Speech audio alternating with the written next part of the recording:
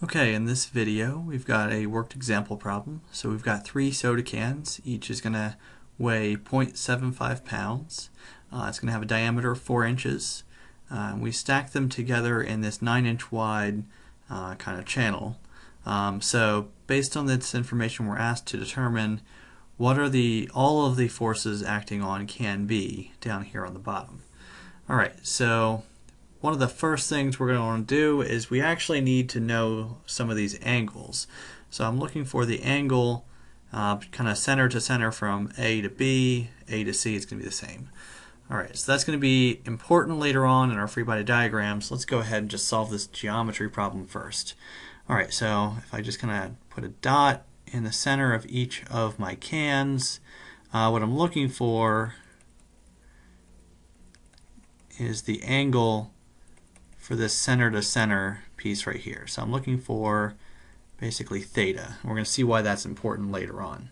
Alright, so if this is the center of each can, we want to figure out what theta is. I need to know something about this triangle. Well, I do know a few things about this triangle. First of all, if I go from the center of A to the center of C, I know that's going to be 4 inches. Same with A to B. The reason I know it's 4 inches is because these are circles. The radius, I go 1 radius out, it's 2 inches that way, and I go 1 radius in. So that means that this is 4 inches. It also means that over here, this side is also 4 inches. Alright, on the bottom, it's not going to be 4 inches because we've got this gap in here. So what do we know about this distance? Well, we can tell that it's 5 inches actually. And the reason we can tell it's 5 inches is because, well, it's 9 inches across in total. But if I want to go center to center, well, it's minus one radius on this side, minus 1 radius on this side. So I take my original 9 inches, I take off 2 inches on this side, 2 inches on this side, I'm left with 5. Alright, so now if I go back over here, draw out my triangle, and really I'm just interested in 1/2 of this. I'll make this into a right triangle. So this side down here is 2.5, it's half of the 5 inches, and the hypotenuse is going to be 4 inches. All right, if I want to know theta, well, theta is going to be equal to the inverse cosine of adjacent over hypotenuse, so 2.5 over 4. Of 2.5 over 4. If I plug that into the calculator, I find I'm going to have an angle theta of 51.3 degrees. And we'll have that to use later on. Alright, so something else I can tell from my initial diagram here, I want to find the forces on can B, but I can pretty quickly see that I'm going to have more unknowns than I'm going to be able to solve for. The reason is I've got over here, I'm going to have normal forces on the side wall, I have normal forces on the bottom, and I have normal forces at the contact point between A and B. So it's 3 unknowns, and since I'm working with a concurrent force system, I'm only going to have 2 equations. So what I'm going to need to do is I'm going to need to look at can A, figure out these normal forces between the 2 cans first, and then I can jump down to can B. Alright, so we start the same way we always do. We're going to draw a free body diagram. So there's our can. This is can A. Alright, and the forces acting on can A, well, I've got gravity. So I know gravity is 0.75 pounds. And then looking back up here, I've got contact points between A and B and A and C. So I'm going to have normal forces kind of from each of the other 2 cans that's supporting it. Alright, so I draw in one normal force over here, one normal force over here. I'm going to call this one FAB. It's the contact force between A and B, and this one is FAC. It's the contact force between can A and can C. Alright, so now we get to why we needed this 51.3 degree angle. That 51.3 degree angle happens to be along the line of action of this normal force is going to be along the center to center line here. Alright, so if that's the case, I'm going to have a 51.3 degree angle there and a 51.3 degree angle right there. Alright, so now I've got my free body diagram. I can start writing out my equilibrium equations. So sum of forces in the x, it's going to be, well, FAB times the cosine of 51.3. So make that into a B.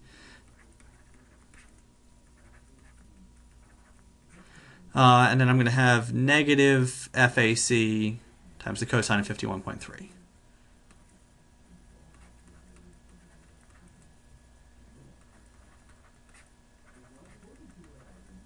I suppose I should mention we're using the regular horizontal as x, vertical as y. Alright, so sum of forces in the x is equal to 0. This more or less will simplify down to FAB equals FAC.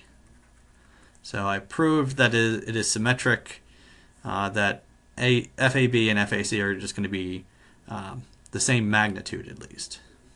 And common sense wise, that makes sense. Alright, so sum of forces in the y is the next one I'm going to look at. Alright, so the sum of forces in the y, I've got the vertical component of FAB. So FAB times the sine of 51.3. I'm going to have the vertical component of FAC plus FAC sine of 51.3. I'm going to have gravity, so minus 0.75 is equal to 0. Alright, so that's my bottom, or that's my sum of forces in the y. Alright, and if I, basically these two are interchangeable, FAB and FAC are the same. I can just put FAB in for both of them. So if I did that, made that one into FAB, I would find that FAB, which is equal to FAC, is going to be equal to 0.48 pounds. And it's just solving the algebra in this part of the problem. Alright, so that is one of this FAB equals 0.48 pounds is one of the forces that's going to be acting on barrel, or can B. So now let's look, we got to look at can B and draw the free body diagram for that. Alright, so I draw my can. And the forces, well, I've got gravity. So actually let's draw that out a little more out of the way. Alright, so gravity is pushing down 0.75 pounds.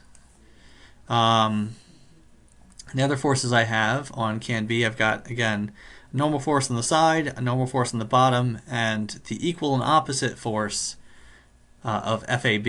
So rather than can B was supporting can A, but can A is pushing down on can B. So FAB, which is 0.48 pounds. Alright, and equal and opposite, so again we are 51.3 degrees from horizontal. Alright, and then I had one on the bottom. That one's easy, it's straight up and down. I'm going to call this one FRY, reaction force in the y direction. And I've got one in the x direction as well, so FRX. Alright, so same coordinate system I was using before. I'm going to say x is horizontal, y is vertical, and I want to draw out my equilibrium equation. So for this, if I do sum of forces in the x, I'm going to have FRX minus 0.48 cosine 51.3. Alright, that's all, that's the FRX, and then the x component of FAB. Alright, so sum of forces in the x must be equal to 0. Alright, in the y direction, I'm going to have FRY minus 0.75 pounds minus the y component of FAB, so minus 0.48 times the sine of 51.3. And sum of forces in the y must be equal to 0. Alright, so if I solve the top equation, I'm going to find FRX is going to be equal to 0.30 pounds. Alright, and if I solve in the y direction, so I'm going to find FRY is equal to 1.125 pounds.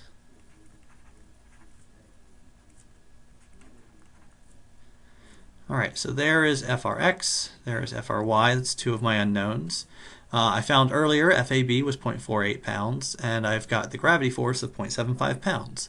And so collectively, those are the four forces acting on can B, and that's what I was looking for in the problem. So with that, we finished our problem. Thank you for watching, and I hope to see you again.